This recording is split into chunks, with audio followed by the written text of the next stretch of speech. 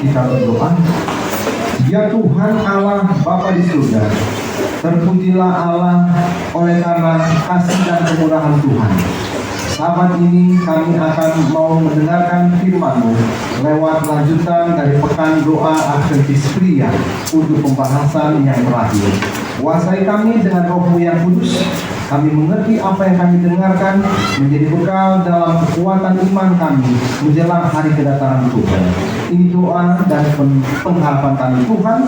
Dalam nama Tuhan Yesus kami berdoa. Amin. Silakan. Puncak di hari Sabat ini pekan doa Adventis pria. Judul pembahasan atau renungan kita pada hari Sabat ini yaitu giring-giring emas dan dua delima. Giring-giring emas dan dua delima. Sebelum saya lanjut ini, pasti Bapak Ibu bingung, tadi kenapa pendeta yang berdoa terus kenapa saya yang maju? Kalau saudara-saudara yang sudah ikuti materi atau ikuti ibadah kita dari malam ke malam, kami ada 3 orang yang membawakan materi dan nanti terakhir kesimpulan oleh pendeta. Pertanyaan untuk anak-anak dan juga ini, orang-orang muda ini, giring-giring emas itu seperti apa ya? Lonceng ya, lonceng. Nah, ini ada contoh. Jadi mungkin seperti begini, giring-giring emasnya, cuma dia ini lebih besar, mungkin dia kecil, giring-giring emas. Dan giring-giring ini dia diikat dijahit pada jubah imam besar untuk memberi tanda kepada umat bahwa imam besar itu masih hidup dan sementara mengendarai Injil yang Maha Kudus. Jadi kalau lonceng ini tidak bunyi, berarti imam besar di dalam sudah mati. Jadi ini sebagai tanda. Jadi kalau mungkin bunyinya, nah itu mungkin dia sementara melangkah ke depan. Tapi kalau dia cepat-cepat ya mungkin seperti ini. Ini sebagai contoh. Oke, kita masuk selanjutnya. Giring-giring kecil dari emas murni dengan bahasa Ibrani yaitu Pa'amoni. Giring-giring ini dijahit pada ujung jubah imam besar berselang-seling dengan hiasan jubah dengan hiasan dua delima. Kita lihat dalam Keluaran 28 ayat 33 dan 34. Giring-giring ini hanya mengeluarkan bunyi bila bersentuhan karena tidak mempunyai anak genta. Anak genta ini yang di dalam, yang kecil di dalam. Jadi giring-giring itu tidak ada punya yang di dalam. Jadi itu cuma persentuhan antara giring-giring ini dengan yang lain sama dengan buah delima. Itu menghasilkan bunyi.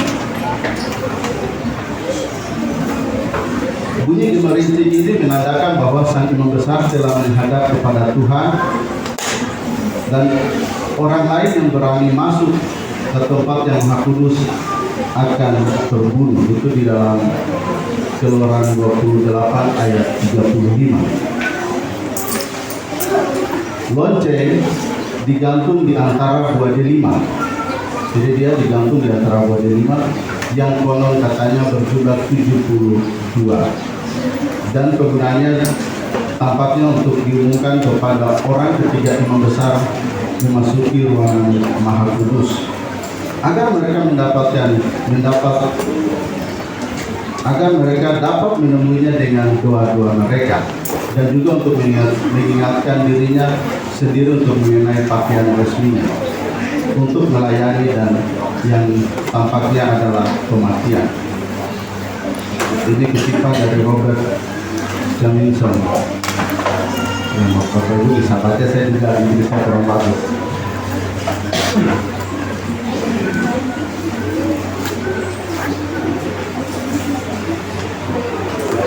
Ellen White menulis dalam buku The Spirit of Prophecy di 1 halaman 274 dan 275, dia mengatakan bahwa hanya setahun sekali imam besar ke bilik yang maha suci. Setelah ia melakukan persiapan diri dengan hati-hati dan penuh hikmat, tidak ada mata berdosa lainnya kecuali imam besar yang bisa berada di bilik yang maha suci. Jadi tidak ada orang lain selain imam besar. Karena ini adalah tempat utama dari hadirat Allah yang terlihat. Imam besar selalu memasukinya dengan gemetar. Sementara orang-orang yang duduk menunggu dia kembali dari sana dengan dia. Jadi orang-orang yang juga kurang tunggu. Karena imam besar ini dia masuk dengan beban yang dia pikul ke hadapan Tuhan. Keinginan mereka hanya tulus adalah agar Tuhan mengampuni dosa mereka dan menerima korban persembahan mereka di hadapan takhta perdamaian. Tuhan berbicara dengan imam besar jika ia masih berada di tempat yang tidak biasa, yakni di tempat yang paling suci. Orang-orang sedang dalam ketakutan. Dan seperti tadi saya bilang, orang takut ini apakah imam besar masih hidup atau tidak. Makanya tadi kegunaan dari diri-diri itu untuk mengatakan kalau dia masih ada atau tidak.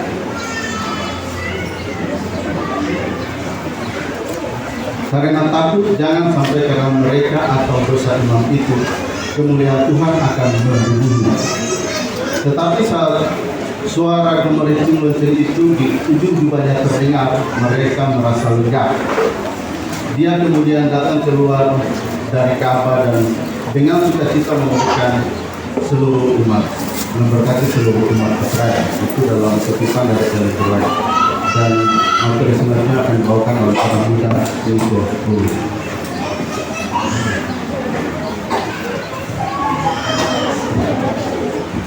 Shalom, selamat siang. Selamat sahabat. Ya, di hari sahabat yang harus gembira. Oke, kita punya tema tadi sudah dibacakan oleh saudara Dede di dalam Lukas 21 ayatnya yang ke-28 yang berbunyi, apabila semuanya itu mulai terjadi, bangkitlah, angkatlah mukamu, sebab penyelamatmu sudah dekat. Ellen White menuliskan dalam buku tulisan-tulisan permulaan halaman 280, saat Yesus keluar dari tempat yang paling suci, saya mendengar gemericing lonceng di ujung jubahnya. Namun pada saat di mana dia akan pergi, maka awan kegelapan akan menutupi penghuni bumi, maka tidak ada mediator antara orang yang bersalah dan Tuhan. Sewaktu Yesus mendoakan, saat ini Yesus sementara mendoakan kita di bilik yang Maha Kudus. Walaupun pada saat ini kita sebagai umatnya tidak dapat mendengarkan lonceng atau giring-giring yang ada di bagian keimamannya, saya kita semua percaya bahwa dia masih menjalankan tugasnya sebagai pembela kita atau imam besar kita yang membawa doa-doa kita atau segala persoalan kita kepada Tuhan. Dan ada saatnya dia akan pergi meninggalkan pelayanan tersebut untuk menjadi hakim dan menjadi raja saat kedatangannya yang kedua kali untuk menjemput kita. Di dalam buku The Great Controversy halaman 308, Ellen White juga menuliskan bahwa Kristus melarang umatnya memperhatikan tanda-tanda kedatangannya dengan perasaan ketakutan, melainkan harus dengan bersukacita, karena mereka harus melihat kedatangan Raja mereka. Selanjutnya dikutip di dalam Lukas 21 ayat 28, 30 dan 31, apabila semuanya itu terjadi, bangkitlah dan angkatlah mukamu, sebab penyelamatmu sudah dekat. Apabila kamu melihat pohon-pohon itu sudah bertunas, maka kamu tahu dengan sendirinya bahwa musim panas sudah dekat. Demikian juga, jika kamu melihat hal itu terjadi, ketahuilah bahwa kerajaan Allah sudah dekat.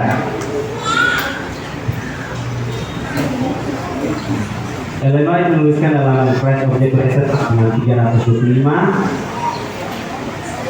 dia telah menunjukkan tanda-tanda tertentu yang harus terjadi saat menjelang kedatangannya. dan telah meminta murid-muridnya untuk selalu bersedia dan bersiap-siap. Sekali lagi dia mengulangi peringatan tersebut. Karena itu berjaga-jagalah, karena kamu tidak tahu baik hari maupun saat di mana Anak Manusia datang. Kemudian dia menunjukkan apa arti untuk memperhatikan kedatangannya. Tetapi sambil menunggu, maka waktu itu harus dihabiskan dengan melayani. Pada saat Yesus dan murid-muridnya naik ke Bukit Zaitun sebelum dia berangkat ke surga, ia telah berbicara dan berpesan kepada mereka mengenai tanda-tanda tentang kedatangannya kedua kali ke dunia ini. Dan dia mau agar murid-muridnya yang ada saat itu maupun kita sebagai umat yang percaya kepadanya di saat ini untuk tetap memperhatikan hal tersebut.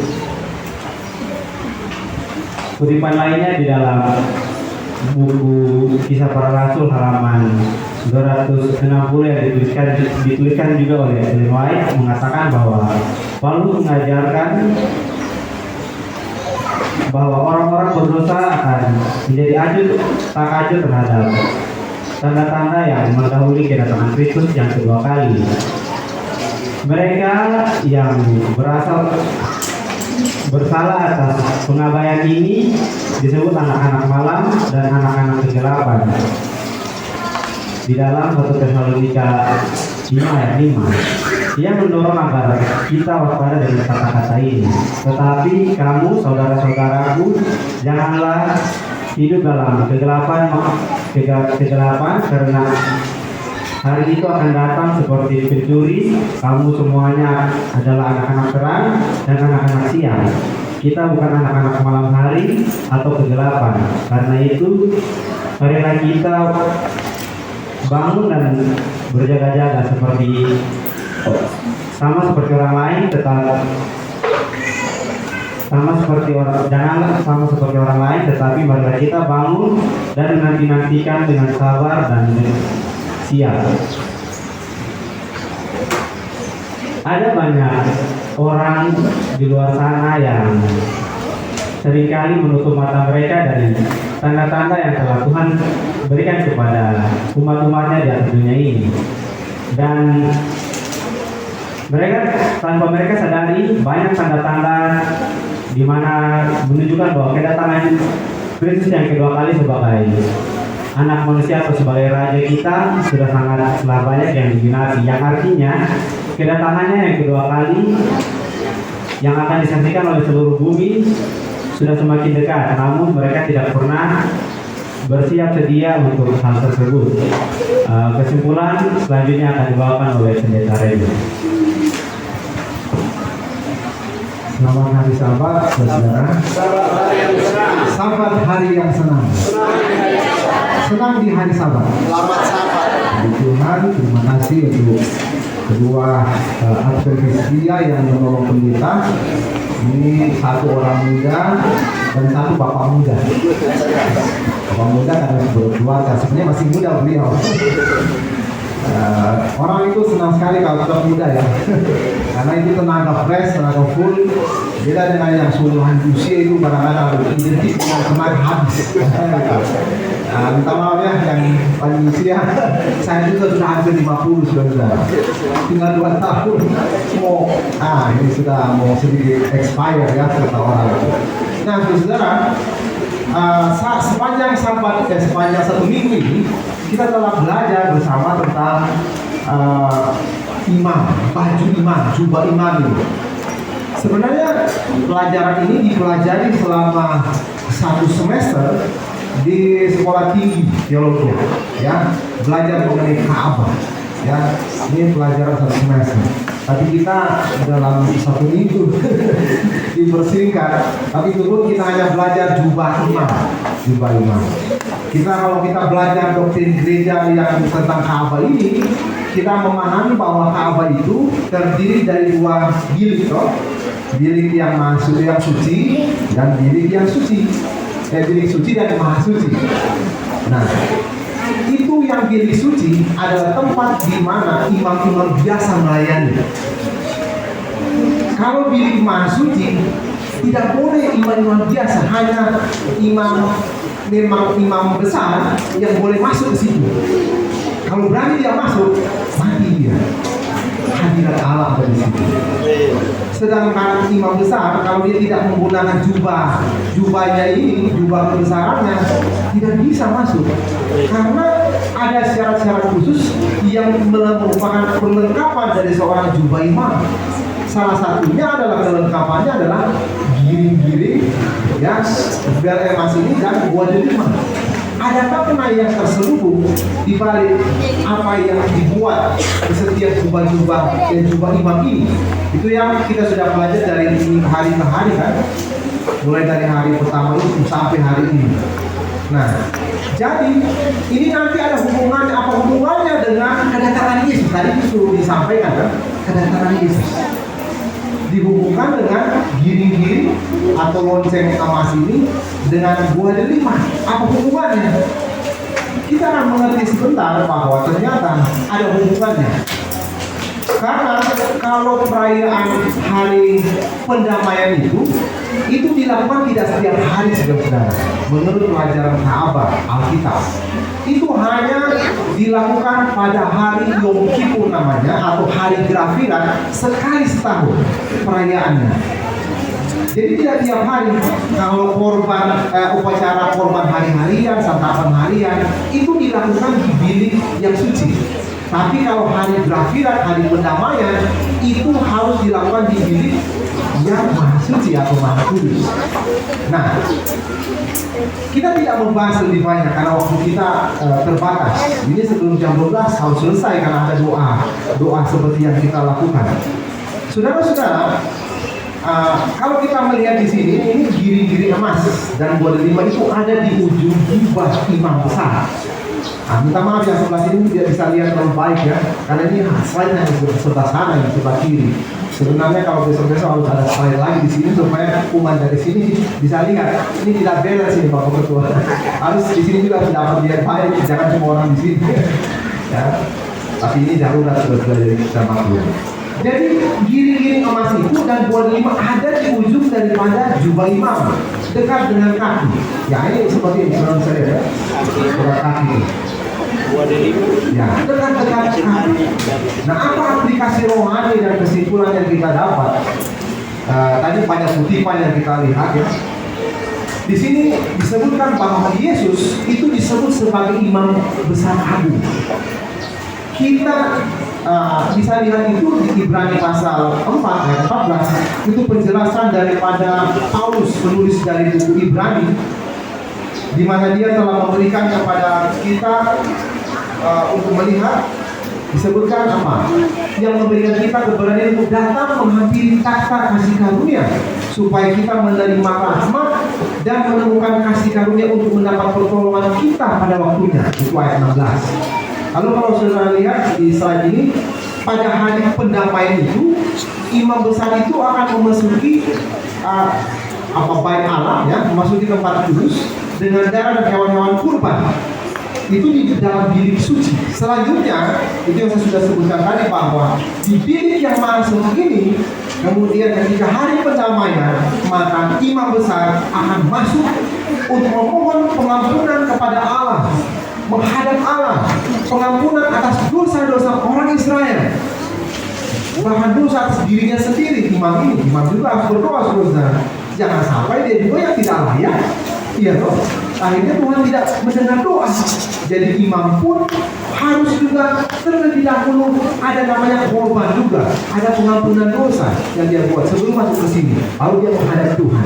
Lalu poin yang ketiga, surat kepada orang Ibrani menunjukkan bagaimana para Lewi hanya kopi dan bayangan dari apa yang ada di surga. Mereka melayani dalam kemah yang menjadi gambaran dan bayangan dari apa yang ada di surga. Ibrani 8 ayat 5.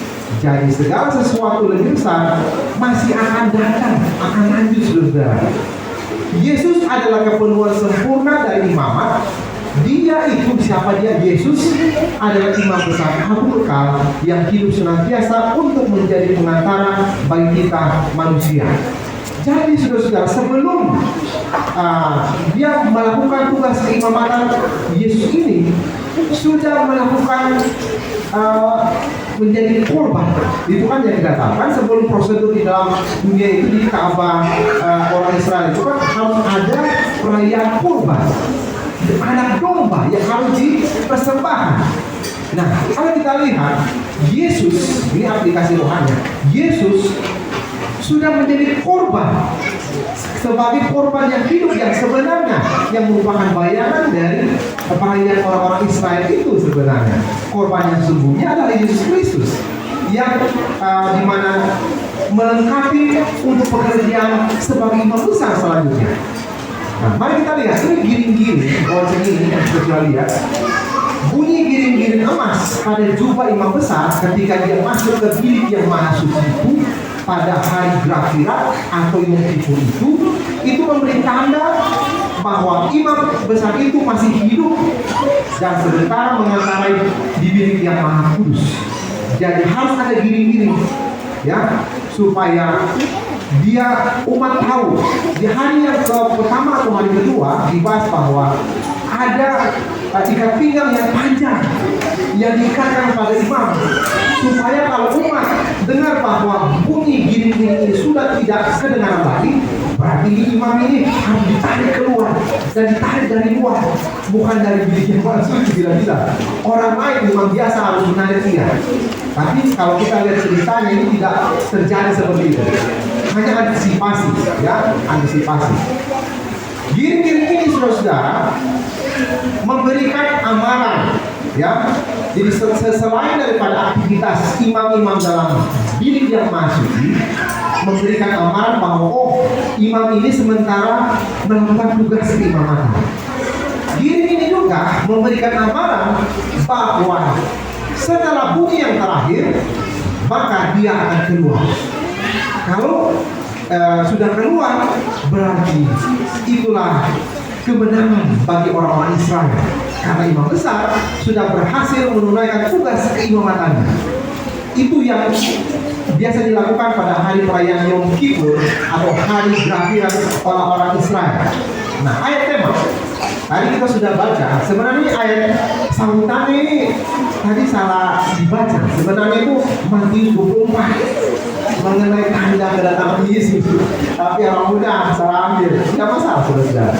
Ayat temanya itu diambil dari Lukas 21 ayat 28. Apabila semuanya itu mulai terjadi, bangkitlah dan angkatlah mukamu sebab penyelamatanmu sudah dekat. Ellen White dalam Early Writings halaman 280. Saat Yesus keluar dari tempat yang paling suci atau bilik yang maha suci itu, Ellen White mendengar katanya ada gemericik lonceng dibuat di ujung jubahnya. Namun ada saat di mana dia akan pergi, maka awan kegelapan akan menutupi penghuni bumi. Maka tidak ada mediator antara orang yang bersalah dan Tuhan. Artinya begini, saudara. Kalau imam besar di bumi ini ketika harus keluar dari bilik yang maha suci itu, ketika dia keluar dari pintu kemah itu, selesai pekerjaan pendamaian, tidak ada lagi pendamaian selanjutnya. Nanti tahun berikutnya sama dengan Yesus, saudara. Sekarang pekerjaan Yesus adalah ketika dia naik ke surga, dia menjadi imam besar. Dia menunaikan pekerjaan imam besar, imamatan yang melekat pada dirinya sebagai seorang juru selamat. Sewaktu Yesus mendoakan kita di bilik yang maha kudus, saudara, walaupun kita tidak dapat mendengar lonceng pada pakaiannya, kita di bumi saat ini, kita harus memperhatikan tanda-tanda bahwa ia akan tidak selamanya ada di bilik maha suci itu di surga. Dia pasti akan menyelesaikan pekerjaannya, dan itulah yang kita tunggu-tunggu sampai hari ini. Ya, amin saudara. Amin saudara. Atau ada yang tidak mau menanti kedatangan Yesus, menikmati kenyamanan di dunia ini, biar kena corona terus, biar kena penderitaan, sakit, penyakit, dia hantam setan kita, tidak masalah. Ada yang mau seperti itu berlama-lama di dunia? Saudara, tidak ada seorang pun yang mau hidup dalam penderitaan. Itulah sebabnya kita butuh pekerjaan Yesus terakhir, yaitu menunaikan janjinya bahwa setelah menyelesaikan tugas keimamatan di surga, maka dia akan datang sebagai janji yang harus ditepati. Kan janjinya dalam Yohanes berapa? 14 ayat 1 sampai 3 ya. Itu janji Yesus kepada murid-muridnya. Aku akan pergi ke rumah Bapa, dan setelah aku menyiapkan tempat, aku akan datang kembali. Itu kan prosedur dalam pelayanan seorang imam itu kan akan keluar. Ketika dia keluar dari bilik yang masuk, maka itu sama dengan kedatangan Yesus yang kedua kali. Kedatangan Yesus untuk menjemput umatnya, datang bertemu dengan kita. Nah, ini pelajaran yang menarik. Kalau belajar tentang keimamatan, belajar tentang Ka'bah, itu belajar tentang bagaimana sejarah alam semesta ini dibukakan. Tugas daripada saudara Yesus Kristus, bahwa setelah detik-detik terakhir pelayanan keimamatan di surga, dia akan tidak berlama-lama, dia akan langsung datang ke bumi ini, saudara. Tapi soal datang dan waktunya itu, kata Yesus tidak ada yang tahu, hanya Bapa yang di surga. Itu yang kita mengerti. Nah, sekarang saudara, ini ada kutipan dari Ellen White dari Christ Object Lessons halaman 305. Dia telah menunjukkan tanda-tanda tertentu yang harus terjadi saat menjelang kedatangannya, dan telah meminta murid-muridnya untuk selalu bersedia dan bersiap-siap. Sekali lagi dia mengulangi peringatan tersebut. Karena itu, berjaga-jagalah, karena kamu tidak mengetahui baik hari maupun saat di mana Anak Manusia datang. Kemudian dia menunjuk apa artinya untuk memperhatikan kedatangannya.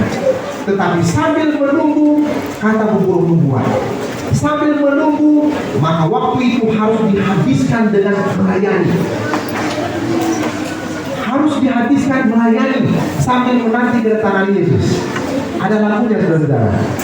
Yang saya tahu, yang lagi ngetren di orang Kristen. Hidup ini adalah kesempatan. Boleh kita nyanyi, saudara? Boleh? Hidup ini untuk melayani Tuhan. Kita sedikit lagi. Hidup ini, oke.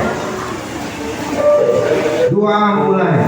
Hidup ini adalah kesempatan.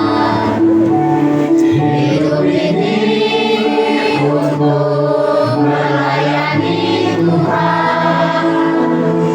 Jangan sia-siakan waktu yang Tuhan beri. Hidup ini sudah berbenah. Oh Tuhan, pakailah hidupku selagi aku masih kuat. Bila saatnya nanti ku tak berdaya lagi, hidup ini sudah jadi benar. Terima kasih. Hidup ini melayani, saudara. Ada kutipan dari Ellen White dari The Youth Instructors halaman 4 Mei 1893. Ini sebuah artikel di sebuah majalah yang ditulis oleh beliau. Dia bilang, pekerjaan yang tertinggi di atas segala pekerjaan, perusahaan yang terbesar di atas segala perusahaan yang harus menarik dan mengusahakan segala kuasa jiwa, itulah pekerjaan penyelamatan jiwa-jiwa. Yang untuk siapa Kristus telah mati. Jadikanlah pekerjaan ini satu pekerjaan yang terutama dan yang terpenting dalam kehidupanmu. Jadikan itu satu pekerjaan kehidupan yang istimewa. Bekerjalah bersama-sama dengan Kristus dalam pekerjaan yang besar dan mulia ini. Jadilah pembawa-pembawa kabar Injil, baik di negerimu, baik di tanah asing. Biarlah engkau selalu sedia dan rajin bekerja di rumah, baik di negeri yang jauh yang berlainan hawanya, untuk menyelamatkan jiwa-jiwa. Kerjakanlah pekerjaan Tuhan dan tunjukkanlah kepercayaanmu pada juru selamatmu dengan bekerja keras demi keselamatan orang lain.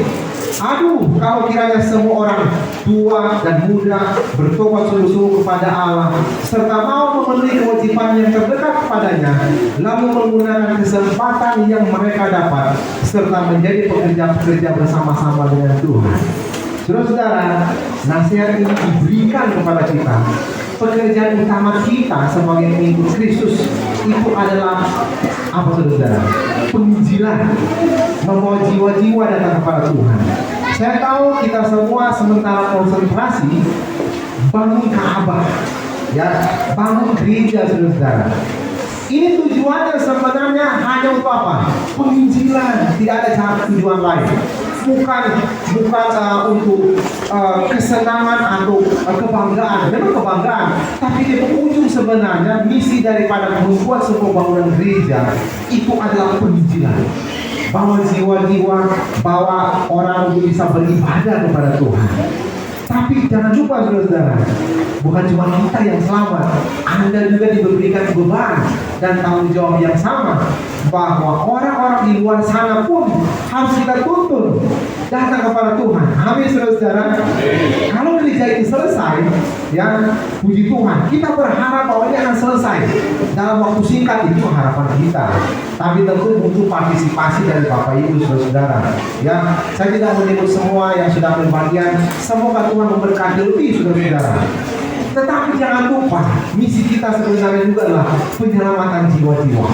Terima kasih kepada Bapak Lapas, kebetulan bersama dengan kami Bapak Sinusi, ya, ini ada hadir di tengah-tengah kita, diberikan kesempatan untuk melayani di LP. Tadi saya minta maaf terlambat datang, oleh karena harus melayani bersama-sama dengan Bapak Fernando di sana. Dia memberikan firman, saya memainkan alat musik sehingga semua bersinergi dalam pelayanan, dan kami dibantu oleh anak-anak disiplin asli. Ini contoh daripada bagaimana kita menjangkau ayo, ya, penginjilan.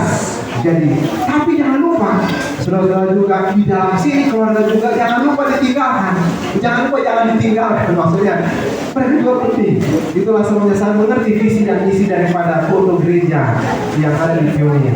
Tapi satu hal juga, jangan lupa bahwa di luar sana juga ada yang menanti kita dalam misi penyelamatan. Selanjutnya, saudara, mengapa buah delima? Tadi itu giring-giring, ya. Mengapa buah delima? Kenapa tidak ada buah lain yang digunakan di jubah imam? Bukankah buah lain itu ada banyak yang manis? Seperti anggur, bukankah dia juga manis? Karena buah delima ini adalah buah yang manis. Anggur juga manis. Kalau di Nagire, jeruk juga manis, tapi saya lihat jeruk sudah mulai hilang kemanisannya. Tidak tahu kenapa. Tapi yang jelas, di orang Israel, delima ini juga terkenal karena manisnya. Itulah sebabnya ini buah yang terbaik untuk dipakai dalam pelayanan keimamatan. Mengapa buah delima ini? Faktanya manis rasanya. Alasan yang pertama, buah ini manis rasanya. Kedua, dia memiliki jumlah biji yang banyak. Ada kurang lebih 300 biji yang ada dalam buah delima ini. Bahkan kadang-kadang lebih katanya. Ini menurut penyelidikan. Buah delima dipakai pada baju imam besar karena manis rasanya. Buah yang paling banyak bijinya dari seluruh buah-buah yang manis. Arti rohaninya, saudara bisa lihat, buah delima sangat manis rasanya. Artinya, perkataan orang yang telah dibenarkan harus memiliki perkataan yang manis. Orang-orang Kristen, orang-orang percaya kepada Yesus harus memiliki perkataan yang manis, sedang mendengar, bukan kata-kata yang merindukan telinga, perkataan kasar, perkataan yang membuat orang sakit hati. Wah, harus manis, saudara, supaya menjadi berkat kepada orang lain. Amsal 16 ayat 24, perkataan yang menyenangkan adalah seperti sarang madu, manis bagi hati dan obat-obat bagi tulang. Jadi sama seperti buah biji delima ini yang memiliki banyak jumlahnya, ketika ditaburkan akan siap untuk bertumbuh kembali. Demikian juga kita harus menebarkan bibit-bibit kebenaran dalam kehidupan saudara-saudara ketika Anda mendapatkannya, untuk segera bertumbuh di tanah yang baru atau sebagai bibit kebenaran yang terbaik. Tentunya bukan hanya pada satu tempat bibit itu ditaburkan, harus di tempat-tempat yang berbeda, bukan? Karena ini banyak bijinya. Oleh sebab itu, jangan puas hanya di satu tempat menabur bibit kebenaran, tabur di tempat-tempat yang lain. Ini kan sama dengan misi penginjilan Yesus. Matius 28 kan, ayat 19 sampai 20. Pergi ke seluruh dunia. Tadi saudara yang ada mirip, tidak usah pikir-pikir, di seluruh dunia. Anda memberikan persembahan saja, memberikan persembahan, penata layanan itu merupakan cara kita menjangkau seluruh dunia. Amin, saudara. Jangan pikir harus pergi ke Ukraina, ke Eropa, ke Afrika atau kemana yang Anda membutuhkan penginjilan. Cukup Anda memberikan persembahan terpadu, itu sudah cukup untuk menopang pekerjaan Tuhan. Memberikan persepuluhan, memberikan persembahan, itu sudah cukup. Memberi persepuluhan tidak cukup, saudara-saudara. Itu hanya membiayai para pekerja-pekerjaan Tuhan di ladang. Jangan lupa persembahan terpadu juga amanat dalam Matius 3:10, bahwa itu juga menopang segala aktivitas penginjilan. Jadi saudara-saudara, ini Alkitab yang bilang, bukan pendeta ya. Jadi saudara-saudara, ketika kita mau menginjil, kita bisa ambil bagian. Aduh, saya tidak bisa berbicara pendeta, saya tidak bisa mengajar. Sekarang berikan apa yang saudara bisa berikan. Lewat berkat, lewat apa yang kita dapat, itu kita bisa sisihkan untuk pekerjaan Tuhan. Amin, saudara. Ketika bangun gereja untuk penginjilan, sisihkanlah untuk itu. Amin, saudara. Amin, saudara. Puji Tuhan. Saya ingin melihat saudara dan mau menguji apa yang Tuhan berikan. Ya, tantangan, ujilah aku, kata Tuhan dalam Matius 3:10 kan, apakah aku tidak membuka tingkap-tingkap langit dan mencurahkan berkat kepada kami sehingga berkelimpahan. Sambil kita menanti kedatangan Yesus, saudara, kebenaran ini harus disampaikan. Ya, bibit-bibit kebenaran ini harus disampaikan. Itulah sebabnya kenapa harus buah delima. Buah delima, karena dia ada banyak bibit-bibit di dalam yang ketika ditaburkan akan banyak. Pohon-pohon delima akan bertumbuh. Aplikasi rohaninya akan banyak, bibit-bibit kebenaran akan bertumbuh di luar sana. Jadi jangan diamkan kebenaran itu, bibit kebenaran itu yang ada pada Yesus, saudara. Jadi ini adalah kutipan Ellen White sekali lagi dalam Peran Injil halaman 3011 disebutkan, sehubungan dengan pemberitaan Injil di kota-kota besar, banyak jenis pekerjaan yang harus dilakukan oleh para pekerja yang memiliki bermacam-macam bakat. Ada yang harus bekerja dengan satu cara, sedangkan yang lain dengan cara yang lain. Tuhan ingin kota-kota dilayani dengan usaha para pekerja yang mempunyai kemampuan yang berbeda-beda namun bersatu. Semua harus mengharapkan petunjuk dari Yesus, tidak bergantung kepada manusia dalam upaya memperoleh hikmat. Jangan sampai mereka tersesat. Sebagai teman sekerja bersama Allah, mereka harus berusaha rukun satu dengan yang lain. Harus sering ada perempukan atau kerjasama yang sungguh-sungguh dengan segenap hati. Dengan demikian, semua orang harus berharap pada Yesus dalam memperoleh akal budi. Begitu pula soal petunjuk tidak bergantung pada manusia. Saudara-saudara, nasihat ini penting buat kita, bahwa pekerjaan itu tidak usah ragu. Jangan bergantung kepada kemampuan pribadi, saudara. Bergantunglah pada Allah, segala sumber kekuatan yang menolong kita semua. Amin, saudara. Pembangunan ini jangan bergantung kepada pribadi, saudara. Bergantung kepada kemampuan kita manusia. Petunjuk dari Roh Tuhan, bergantunglah kepada Allah. Waktu zaman Salomo ketika bangun Ka'bah, saudara, kalau Salomo sendirian pun tidak akan mampu dia, tapi Tuhan menjamah hati dari semua raja-raja, semua orang kaya, sehingga mereka bawa semua perlengkapan, semua alat bangunan-bangunan yang menunjang, sehingga jadilah Ka'bah Salomo yang sangat megah sepanjang zaman. Anda juga bisa melakukannya. Kita juga bisa melakukan untuk membangun Ka'bah ini. Bukan hal yang mustahil, saudara, kalau Tuhan campur tangan. Amin, saudara. Amaran terakhir. Amaran terakhir sehubungan dengan giring-giring dan buah delima ini. 1 Petrus 3 ayat 9 dan 12 sampai 12. Tuhan tidak lalai menepati janjinya. Sekalipun ada orang yang menganggapnya sebagai kelalaian, tetapi ia sabar terhadap kamu, karena ia menghendaki supaya jangan ada yang binasa, melainkan supaya semua orang berbalik dan bertobat. tetapi hari Tuhan akan tiba seperti pencuri. Pada hari itu langit akan lenyap dan gemuruh yang dahsyat, dan unsur-unsur dunia akan hangus dalam nyala api, dan bumi dan segala yang ada di atasnya akan hilang lenyap. Ayat 11. Jadi, jika segala sesuatu ini akan hancur secara demikian, betapa suci dan salehnya kamu harus hidup, yaitu kamu yang menantikan dan mempercepat kedatangan hari Allah. Pada hari itu, langit akan binasa dalam api dan unsur-unsur dunia akan hancur karena nyalanya. Lalu yang terakhir, Ulangi 22 ayat 11. Sesungguhnya aku datang segera, dan aku akan membawa upahmu untuk membalas kepada setiap orang menurut perbuatannya.